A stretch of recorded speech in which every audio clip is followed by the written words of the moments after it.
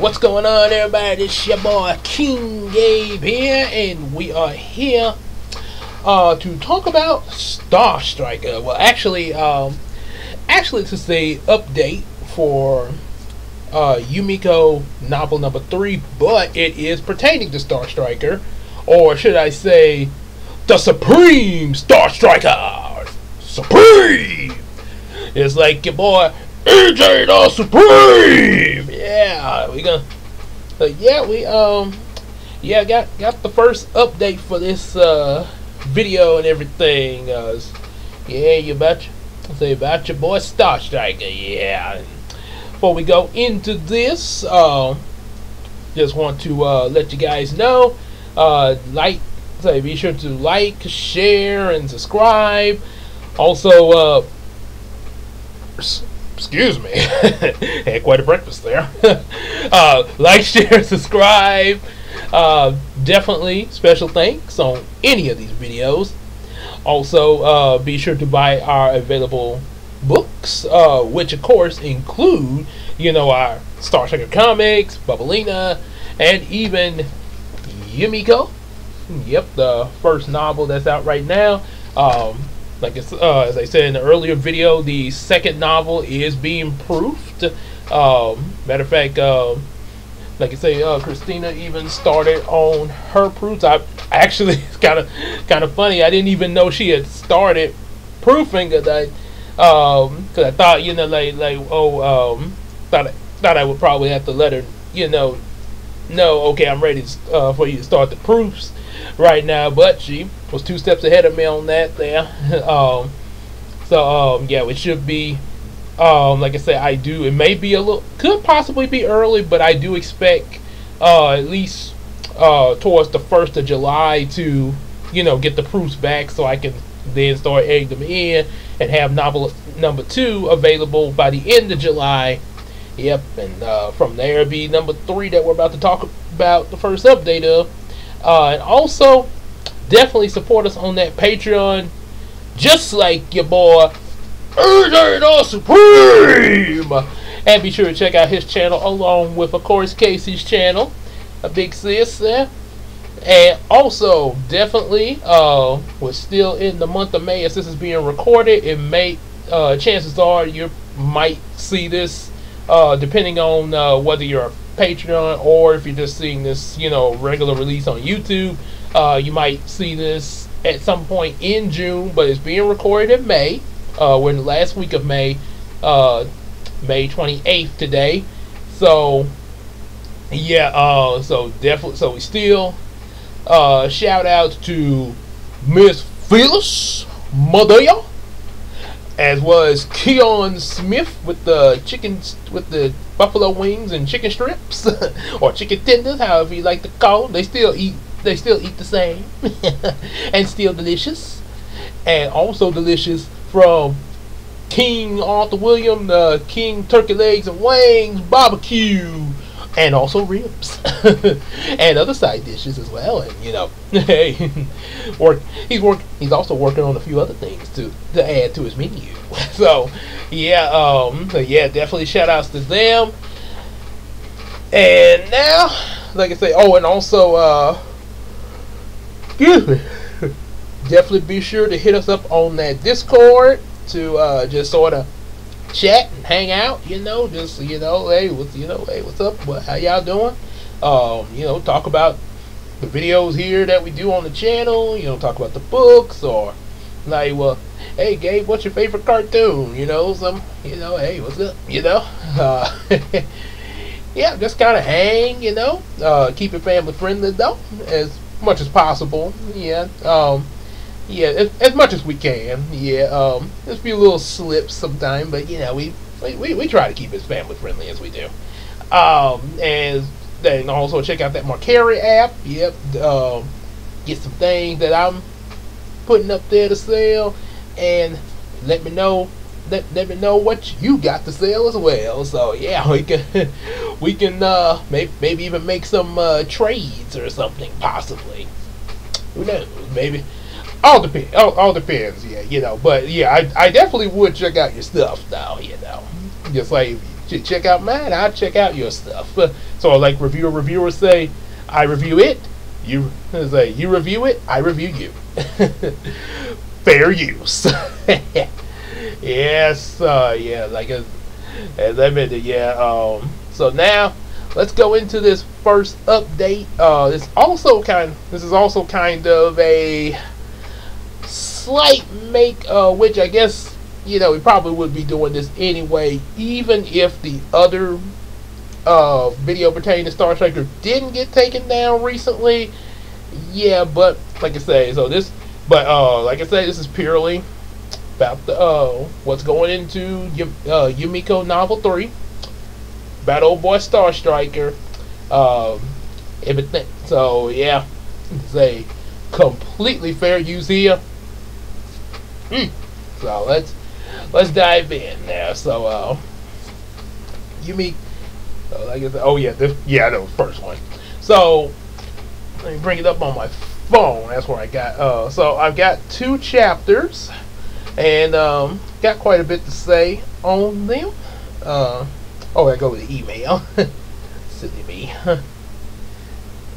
Okay, so the Supreme Star Striker.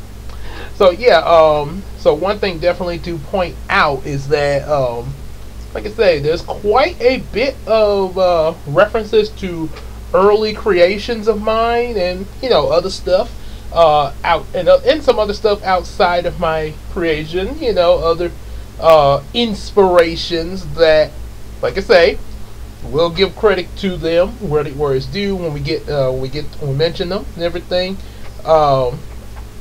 And also a thing to note that, especially just this first chapter, there is quite a bit taken from the first 2 Star Striker comics.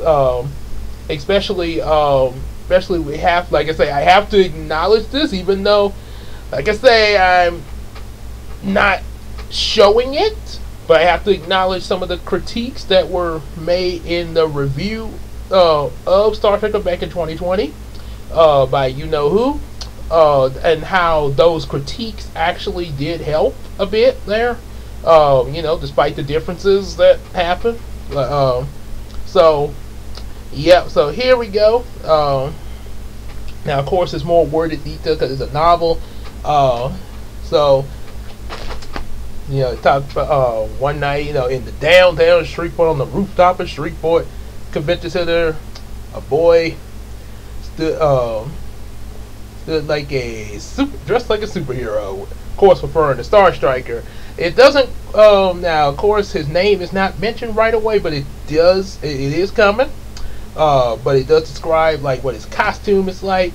It's pretty much similar to this costume. This was actually, this probably was mentioned in the History of Samuel video, but I'll mention it again. I actually made a costume like this back in high school, and sometimes would wear it underneath my school clothes, like sort of like Clark Kent having a Superman costume underneath, or Spider-Man doing the same thing. And he's like, this sounds like a job for Superman.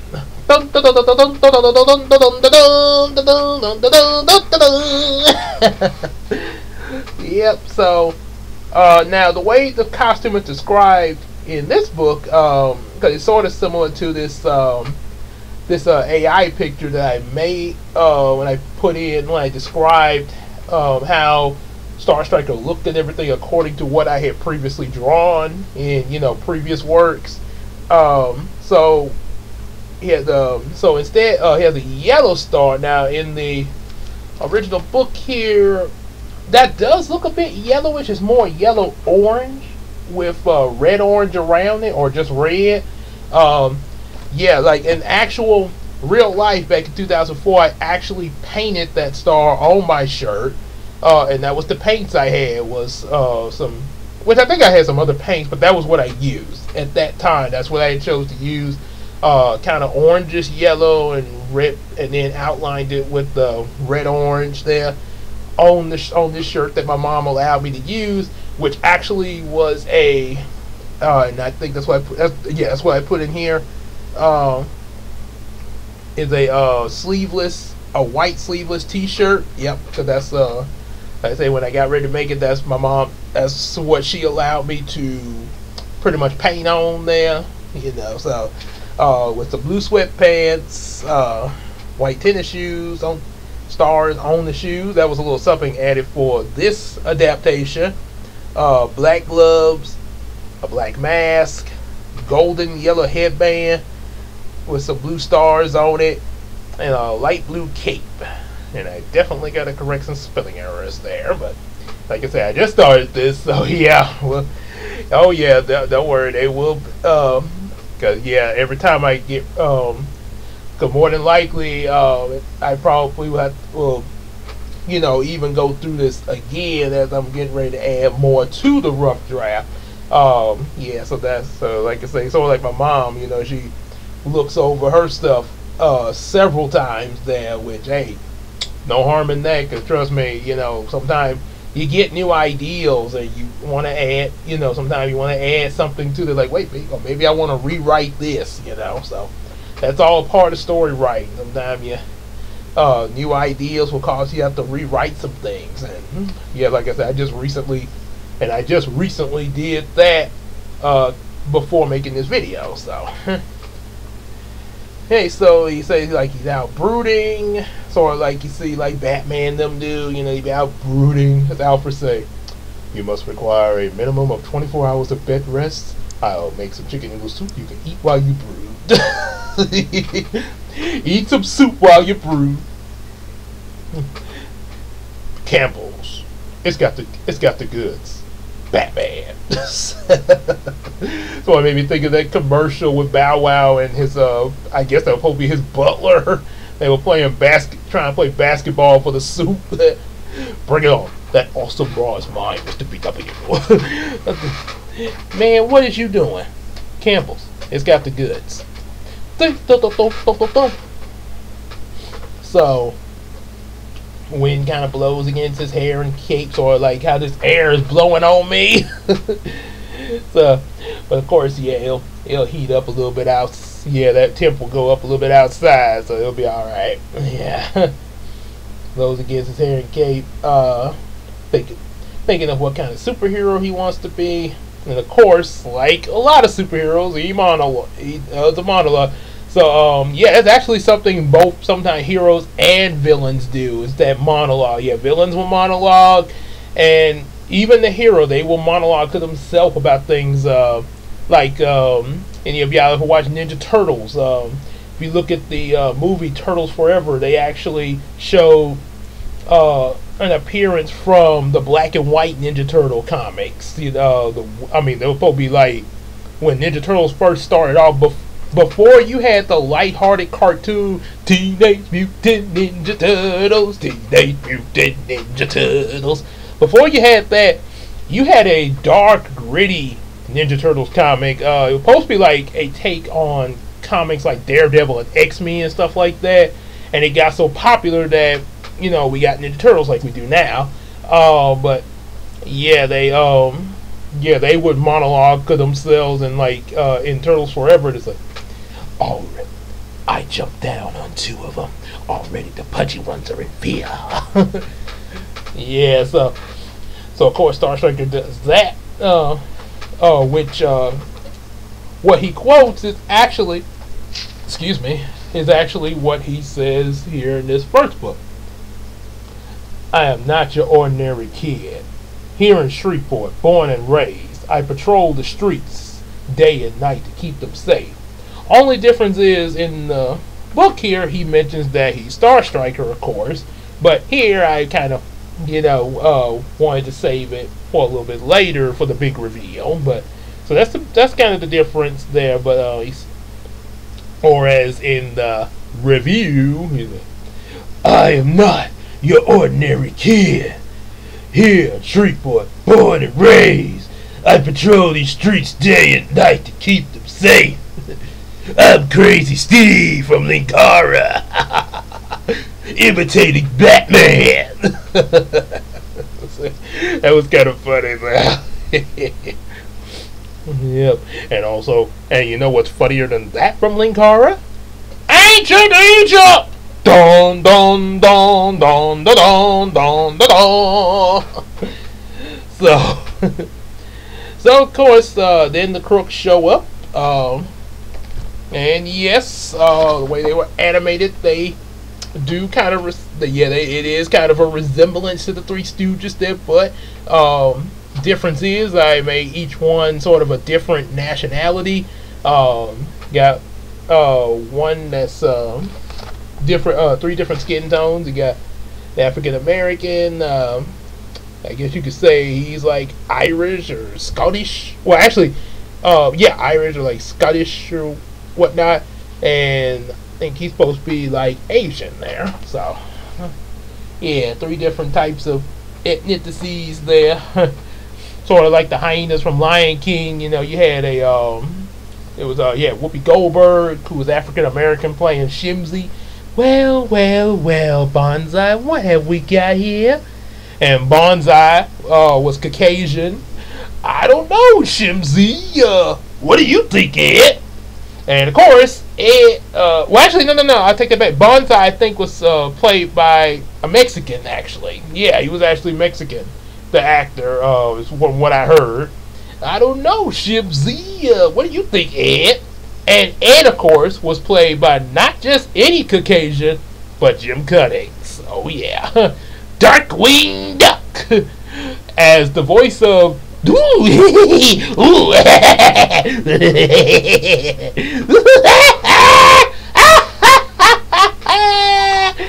Almost like the Joker came in the Lion King universe and hit him with laughing gas.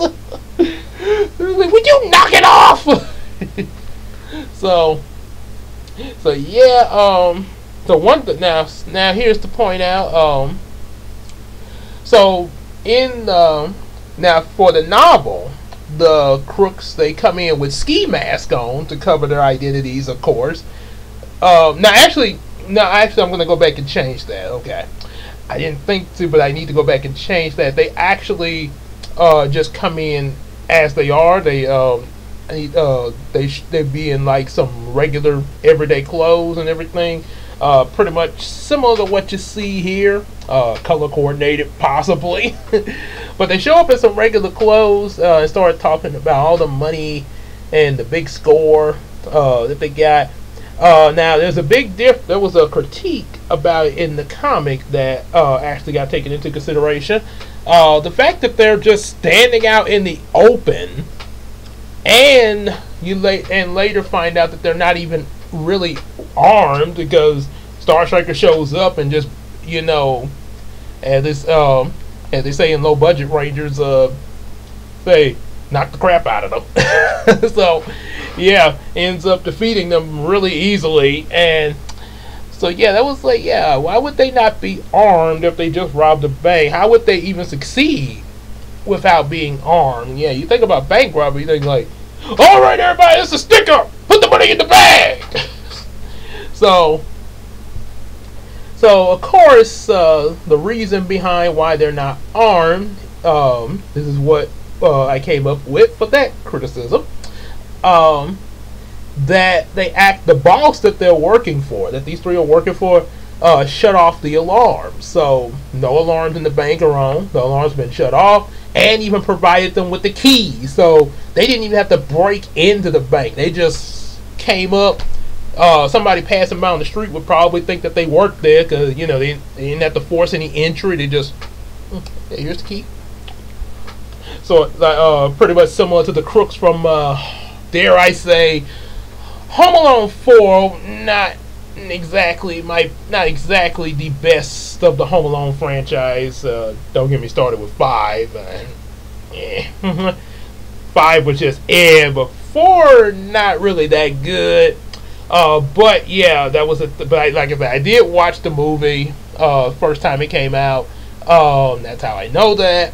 But yeah, there was, but the crook, I think it's probably Marv. They say he wasn't working with Harry anymore, but he had I think it was either his girlfriend or his wife. But they were able to just walk right in the house that they were, you know, there to rob, because apparently Marv's mama worked in this house as one of the staff, and gave them the security key to this high advanced house. That's how they got in so easily, undetected, because Mama works here. And all right, here you go, son. Yeah, I'll come rob the place. Hi, Mom. So yeah, kind of silly, but yeah, at least that's a bit of an explanation there.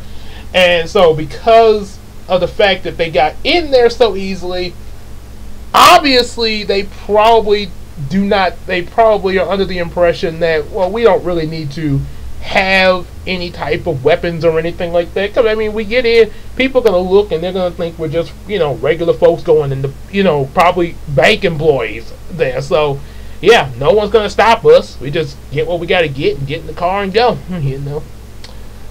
However, he's like, as Star Trek could say, that's what they think. When they say nobody's ever going to catch us now.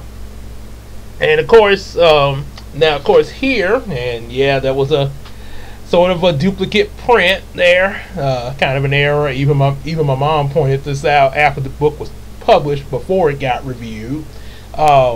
Yeah, those Lego blocks, of course, they're shaped like a star, built in the shape of it. However, in here, because of what Samuel had his previous adventure in book 1 and 2 of Yumeko, he still has some of the little weapons that he used in novel number 2 when he was with Julie and Hiko and Brownie. His smoke screen bombs to blind them, and then of course he takes them out, while they're like and takes them out with his retractable bow staff, knocking them to the ground. House spots the boy exiting the bank as the smoke clears and runs after him, of course. But once he gets outside, he doesn't see the boy. Money and Guy catches up. He's like, "Okay, wise guy, what's the big idea?" That was actually a quote. Yep, straight from here. And it was even in Heroes of Dreams, yeah.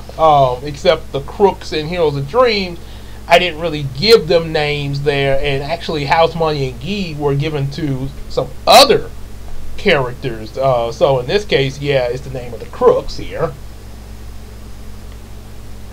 And he's like, a wise guy. Well, this wise guy is gonna kick your tails, or that's what he says here. Yeah, that's what he says. Like, ice this little punk. And of course, they pick up some nearby poles, just like here in the book, except it's more explained. And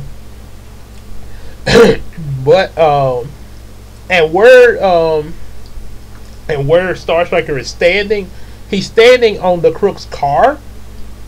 And when they run up to try to hit him with the poles, he jumps out the way, and the car doors open on their own, causing Monty and Guy to fall inside the car. House tries to get Star Striker, but of course, he just charges at Star Striker. Star Striker goes to strike House with his staff, but House grabs it, pulls him by the staff there. Then they grab Star Striker. So it's not just a one-sided battle here. Just let you know. Like, now you're gonna get it. It's sort of like it's sort of a small callback to what you would get later in the Star Trek comic number 3. But of course, let's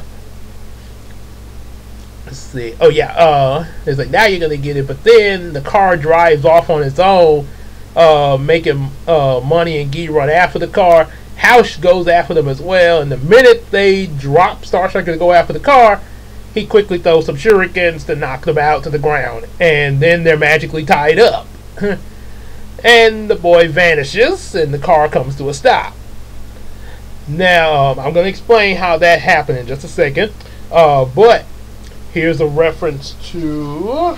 So that's pretty much what came out of issue number 1 that's used in this first chapter. Next thing is a reference to part of the second Star Trek comic involving the crooks. their boss shows up and pulls up now. Oh yeah, pulls up now. Here in the comic, the crooks came to the apartment where their boss lives at after failing, failing their mission. And this was their boss here. Now, not gonna say it yet. Spoilers. It probably will get mentioned, probably in a later update video. But I will say, the boss that's their boss for this universe in Yumeko is actually not going to be this guy. This guy is known as Big Benny, but the Big Benny name will be used for in a different way for Yumeko. You'll find out when I get to that point. But the boss that they do have here in the Yumeko series, he does say the same line: "Get your butts in here. Get your butts. Get your well, except for the okay. Well, he said get your butts in here." But instead, he's getting them in the car, in the boss's car. So he says, "Get your butts in the car this instant with your three stooges looking selves." That was why he really like Bob Ross. I guess because of the hair or something like that. Actually, when I animated this guy, I actually was thinking of Samuel Jackson, the way he looked in Pulp Fiction.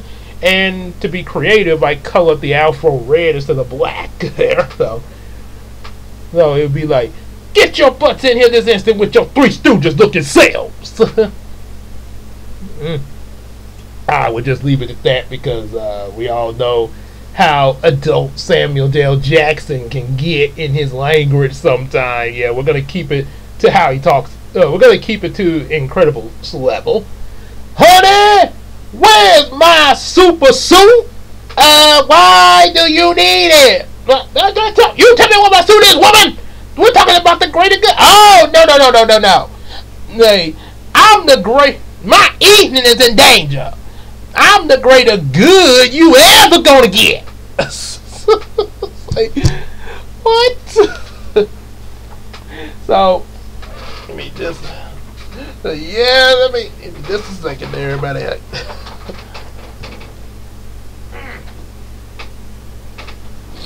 There we go. That's better. Alright. And make sure my phone don't go off. So much like here in the comic, he asked them. Only difference is they're in the car driving off. "Talk to me, house." Hey, "Well, we had the money, but a kid dressed like a superhero came and ruined it for us. So let me get this." Now I will tell you this much about the boss that's going to be in this series. And of course, a little bit later, I'll reveal who it is. But let's just say, I kind of imagine the voice. I thought about Danny DeVito's voice at first, like from Matilda. But more so, it's an actor. It's not Danny DeVito, but he sort of reminds me of Danny DeVito, and he's a little bit taller than him. But he kind of acts like, the way Danny DeVito does when he plays a villain. This guy that played Manelli in the movie Blank Man with one of the Wayans brothers. He's like, "Come on out, Blank Man!" Something like that. Like, "Now let me get this straight. You three lost the money to a baby?" "Well, actually, he was not a baby. Yeah, technically a baby wouldn't be able to fight the way this kid does." Like, "Shut up! Don't ever correct me when I'm talking, you pathetic idiots!" Of course, yeah. And who knows? I might, like I say, I might still, maybe it might still be this image in my mind, but just, I don't know. I have to think about it a little bit there. It could be this image, but maybe, like I say, I had to think. Yeah, it'll be more confirmed when I actually reveal who the boss is. So yeah, that's pretty much what's referenced from that from both of the books now. Then after the conversation, with the boss and the three crooks. You cut over to Star Striker where he's at his house. Turns out Flora from the first two books has been helping him out. That's how Star Striker had been able to get downtown and back to his house and poof pretty much anywhere real quick. Originally in the Star Striker comic, when he was out patrolling, he got there because his sister drove him out there, Sister Shelia. So he doesn't have his big sister in this universe. But even with that, it's like, well, wait a second. How would that be possible that, someone wouldn't see, like him getting in the car and stuff like that? Sort of like, now this actually was not something from the review. This was just something that kind of came to my mind as I was writing this first chapter. Like, wait a minute, especially the fact he didn't have a sister, but even when he did, how was he going to be getting downtown from his house so easily, especially in the dead of night too, without anybody noticing or anybody knowing, like, oh, he just snuck out the house or something. And first thing kind of came to my mind was even with, like Bruce Wayne Batman, how there was the episode where he had to face the Clock King. For some reason, instead of being in the Batmobile, he was first scene, traffic lights were messing up. Like, it's nobody's fault. The traffic lights are broken. And you saw Bruce, and he was with Alfred. He was in the car with Alfred. Was driving. Then he's Batman, and still in Alfred's car instead of the Batmobile. I'm like, why? Why isn't somebody gonna put two and two together? If you're in the Batman just pops out of the same car Alfred's driving that Bruce Wayne did. Well, I kind of thought about that. It's actually Flora that's been poofing him around because, like I say, she is a fairy. Makes sense. Of course, I know that's fantasy and everything with the fairy stuff, but for this universe, that is logical. Much like DW mentioning about how the Tipple twins' grandmother sprinkled magic dust to make them forget about her blankie. Yeah, that was actually the most accurate of DW's tall tales. So of course, back at Samuel's house, talking about, how well they did working together. Samuel even is like, we're kind of like Food Cat and Food Bear. Well, in your case, a female version of Food Bear. But Dora's like, I think we're more like Peter Pan and Tinkerbell duo. And then she got kind of angry. Flora gets kind of angry, like, definitely better than that little Miss Wendy. I never got why she liked her over Tinkerbell.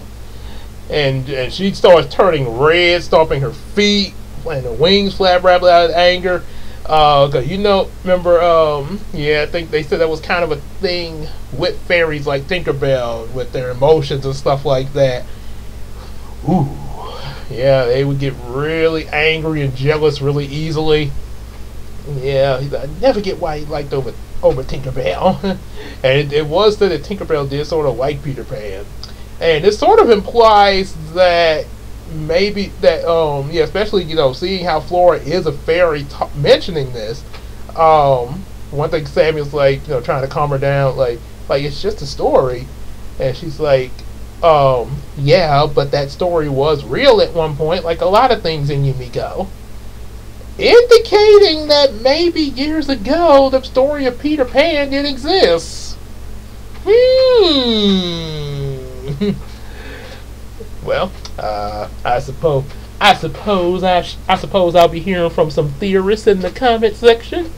Well, no, you see, maybe it could be no, Peter Pan, but maybe Tinkerbell's gonna go. No. Yeah, like what the bum mentioned about all of us nerds when we started talking about the Avengers movie when it first came out. They're like, hey, wait, do they blow up stuff in the end? Yes, yes, yes, yes. Cool. So, so yeah, so then she's like, so yeah, but that story was real at one point.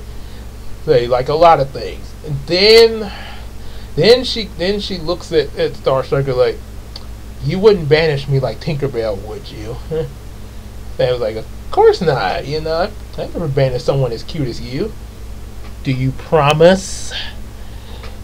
I promise, Flora. So of course, yeah. So of course, you know, not really anything suspicious now, but yeah, they say we keep going in the series. Yeah, we, like you say, Flora did say she was mysterious, so there's something more to all of this here. But we'll find out as the series goes on. Yep, and then of course they hear his mom coming, so yeah, Flora quickly uses her magic to, you know, make his costume turn back into his pajamas, of course. Poof! And then she asks what his superhero name's gonna be, and that's when Samuel says, the Supreme Star Striker, because I'm the Shreveport Defender that strikes like a star. And before she poofs away, she gives him a kiss. See you later, Star Striker. And poofs away. So then chapter 2, that was quite a bit to say for chapter 1. Chapter 2, you know, they you know, Samuel and Hiko, they of course go back to Yumeko. This time they're joined by another friend of theirs, Brian Valentino Robertson. Now, one thing in Star Striker 1, he didn't meet Brian. He met Brian at the end of the first comic book here, along with Angela. He met for the first time and got to know both of them as the comics went on. Here, both Samuel and Hiko already know Brian. Much kind of like how Samuel already knew Brian in the Star Striker and Target series at the beginning. So yeah, the three of them, they arrive in Yumeko, introduced to Brownie and Mr. Fluffles. Gotta put a space between that. Ugh. Sometimes those little nitpick errors can kind of look annoying when you run across them. Then of course, you know, Brownie and Mr. Fluffle, they mentioned that they're going to, basically, they're going to take them on a tour of Barnhart City once they get back with a bus. And this is actually this bus is going to be a nod to something later in the series there. And of course, now at first, Brownie just went to pick up the bus, but I thought about that, and this is actually something from real life. Yes, a little bit of realism. When you go pick up a car, now they're going to pick up a bus, but you know, any of y'all that drive that are watching this, know that, you know, just say for instance, you're going to go get a brand new car. Like maybe you're taking, you know, the car that you're in, like say me for example. So just say like I go to get a brand new car from the lot, and you know, trade my old car in for this new car, this new car and everything. Or better yet, better example. Here's a better example. When you go to pick up your car from a repair shop, from a repair shop. You go pick up your car from a repair shop, or if you're going to get a car for the first time, more than likely you're going to ride with somebody that already has a car, especially the repair shop one. Like you know, just say if me and one of my buddies, like say one of my buddies had or better yet, just say, me and one of my buddies, like me and Josh. Like if Josh, or should I say EJ the Supreme, if EJ had to go pick up his car, like, hey Gabe, can you take me down and get my car? So I would drive him down there, And when we get there, hey, okay, EJ the Supreme, your car is all fixed. He hops in his car and drives off. So, yep. So yeah, pretty much like that. Yeah. So in order to pick up this bus, yeah, Brownie and Mr. Fluffles, they drive down there together. That way Brownie can drive the bus back and Mr. Fluffles can drive back in the vehicle that both him and Brownie drove in. Yeah. Whew. So, after that, while they're waiting, Brian, Hiko, and Samuel, they sort of hang out with Julie, Tim, and Melina, and Julius, and Flora. So all of them are there from the previous book in the kitchen with some snacks. And also, at the same time, they're introduced to Gerald, Dashtail, Billy, and Emily. And they all begin to talk there. And this is quite a conversation that they have in this second chapter. Samuel, of course, tells them about his Star Striker identity and how Flora kind of helped him out and everything. And of course, like, wow, that's pretty cool. He asks if he has any superpowers. Of course, Samuel doesn't have any superpowers at the moment, just his gadgets, but he is debating on having superpowers. And that would actually be pretty nice, especially with some of the enemies that they've encountered in the previous adventure, in the first two books. Yep, yeah, it would. As Samuel's got a point there. Gerald. So Gerald's like, well, you could try having both. A little bit of both. Static actually kind of did something like that, and now he didn't really use. Wasn't really big on the gadgets. That was mostly his friend Richie as Gear who did the gadgets and stuff with the little capture things. But they did have stuff like the zap caps and the tracers and stuff. Mostly like the zap caps, like when Static ran out of electricity, sometimes he had to use those zap caps, especially like in the episode with the sunspots. He used them zap caps on Hot Streak to make it look like he was more powerful than what he really was. He's like, I've gotten a lot stronger since the last time. This is what I could do in the blink of an eye. Here's the other eye. Can't really wink the other eye like he did. Here's what a twitch of my nose will do. Think you may have went too far there. I said a twitch of my nose. Must be my allergies. You're out of gas. But I'm not. So, yeah, pretty much like that. Yeah, sometimes that would happen. So you talk about what kind of powers would he have? And Star Striker thinks, well, what about star powers? Since he calls himself Star Striker, you have the powers of like a star with super speed and flight. Yeah, hold on. And be able to actually, fire star blasts from his hands and stuff. They're like, wow, that's gonna be pretty cool. And Melina asks, well, how would that work? So Brian explains it, which is also a reference to, what Brian had to do in book 5 of the Star Trek comics. That it would allow him to emit exploding bursts of hydrogen and helium together, like an actual star in the solar system. Also, it would be the source of his speed and flight, meaning he would move fast, and that would mean he moved faster than a shooting star.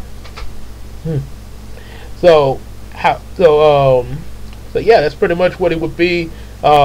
Billy kind of states that as powerful as it is, it would be kind of risky due to how hot the stars that Star Trek would be able to create, especially the fact that he could create a solar flare or wind, or even a solar wind, like the sun. That's actually something I looked up. Yeah, so he would be capable of either one of those. Matter of fact, with the powers that Star Trek has, if he was in the DC universe, he could possibly have a chance against Superman, because if he's generating energy from the stars, we all know the sun is a star itself, so imagine he channeled the energy of the red sun to cut Superman's power in half. Oh boy. And say if you do, and Julie mentions if he has that kind of power, he should practice how to focus it, um, because learning to focus his powers is really important. She had to. That's one reason why when she discovered her powers, she learned how to focus those powers through her samurai training. Yes, and that's going to be a later. We're going to hear about more about that in a later book there. Of course, Dashtail decides to interrupt all of this and like, well, that's just fine and dandy, but you really want to learn some combos to be a great superhero. I could be the one to train you on that one.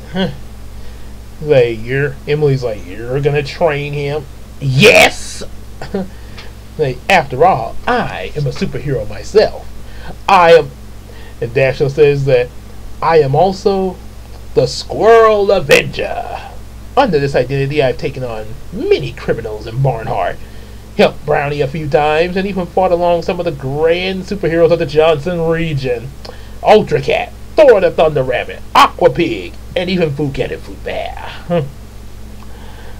And then, of course, back to reality. That's all in your imagination.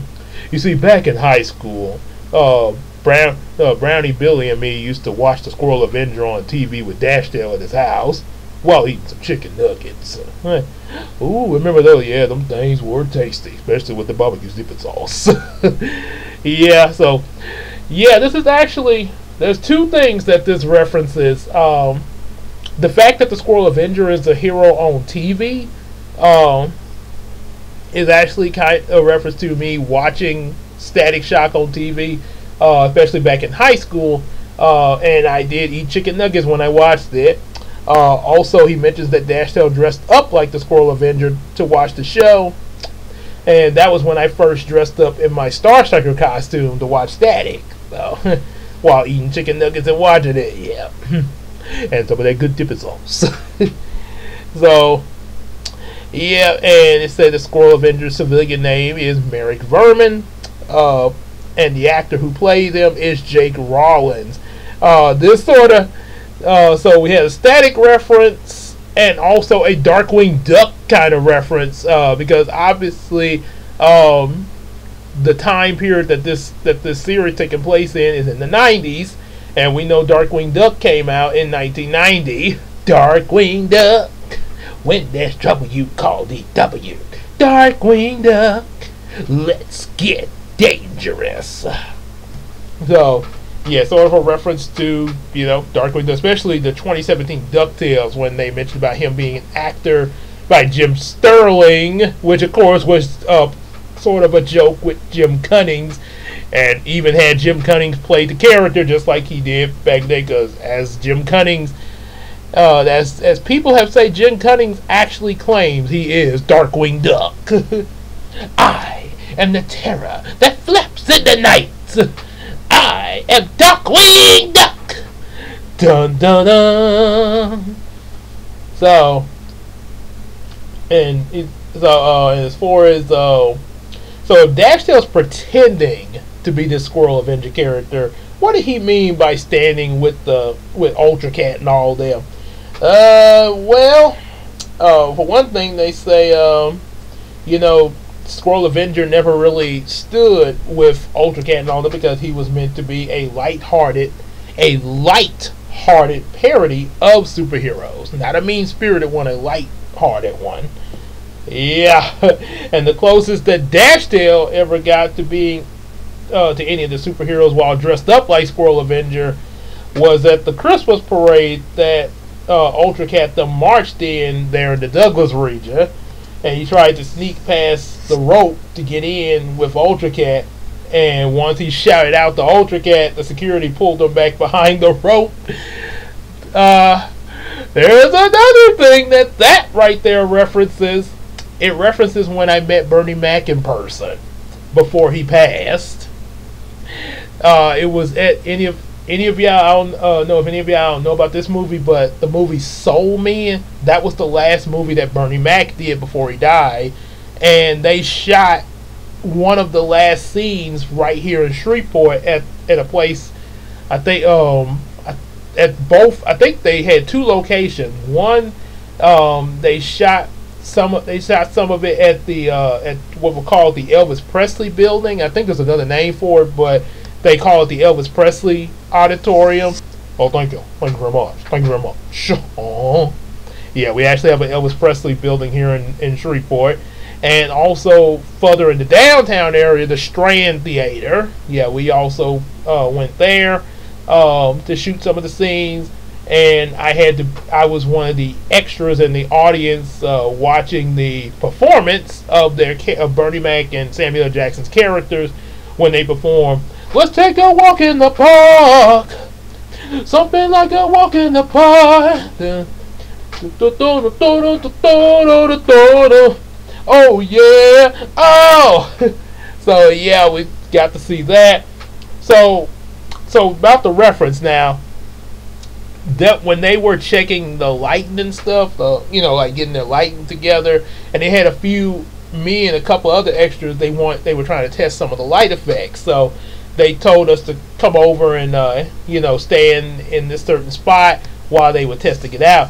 When they weren't looking, of course, you know how we like to be a little sneaky. When they weren't looking, I tiptoed over to where Bernie Mac was at, with his crew and everything, and I was like, "Hey, Mr. Mac!" Bernie Mac looked up. Hey, that's literally how he sounded when he said it. He lit up there. Hey, and the minute he said that, then some of the studio, just like I mentioned, the security with Dashdale, the studio people came like, "Oh wait, whoa, get back over here, get back over here." Darn Skippy. So, yeah, sort of a reference to that, and Emily decided, of course, she's got to be sarcastic with that. Yeah, you're gonna see some bantering moments between Emily and Dashdale going at each other. It was like, wow, what an honorable moment for the Squirrel Avenger. Maybe I should get your autograph. But of course, Gerald has to get between the two. Like, hey, back to what you were saying, Julie. And of course, Julie mentions more about the training, and she even suggests that Hiko should have some training as well. He's like, I know you did a great job with your powers against Skelegon, but there's always room to advance and get better. So yeah, that's sort of as also a reference to kind of how Casey is in real life. Yeah, Case how which is in a good way, how she be looking out for people, especially like me back in summer school. There, look out for it, even today with like when she suggests different things. That's one reason, like I say, why I look at her like a big sister there. So then there's that, and there's also part of the chapter where they kind of wonder about the blue fox that Naomi. Oh, sorry, I probably shouldn't have said that. Oops. Now you're probably gonna ask me questions about that there, but I'm not going to say anything. But you'll probably find you'll probably when book number 2 comes out of Yumeko, the second novel, you'll see it then. Yeah, make sure y'all definitely order a copy of that first book. That way y'all can be caught up with that before book number 2 comes out at the end of July.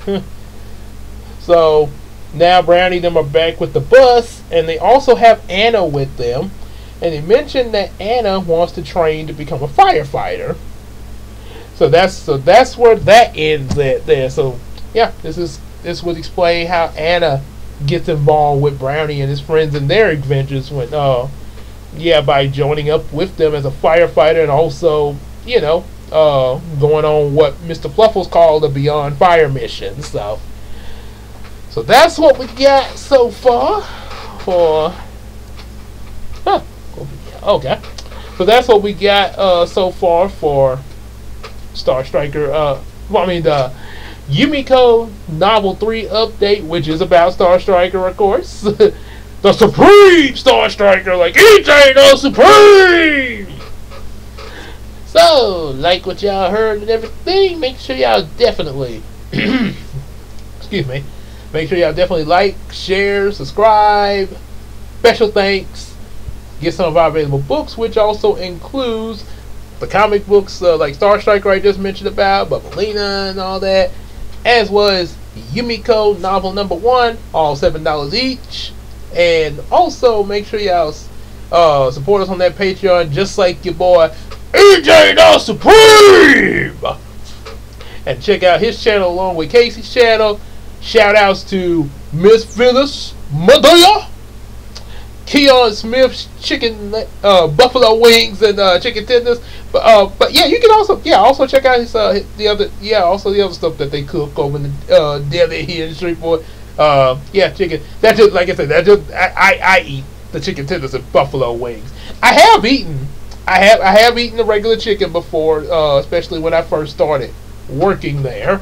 I have eaten the regular chicken, but I like the chicken tenders and buffalo wings better. Obviously, the buffalo wing, because that is some major flavor. Oh yeah, and speaking of flavor, King Arthur Williams of King's Turkey Legs and Wings, and also ribs too. And don't forget the barbecue sauce. Come on down there, ain't no love like the King love. We're here from here from Thursday to Sunday, 11 to 7, 11 to 8. Yeah, come on out here. So, yep, I say shout outs to them. Check us out on Discord just to hang out and chat. And also that Mercari app to, as they get some stuff that I'm selling, and I get some stuff that you selling. And with that, we'll see y'all in the next video. And don't worry, we're still gonna get the last 3 chapters of the first novel read. It's gonna get read before that second book come out. Like I said, I know I'm taking quite a while to get to it. But we are gonna get to that. Like I say, I'm not gonna leave it unfinished. I'm not gonna leave it unfinished on you though. So when it gets here. So until then, y'all take care, everybody.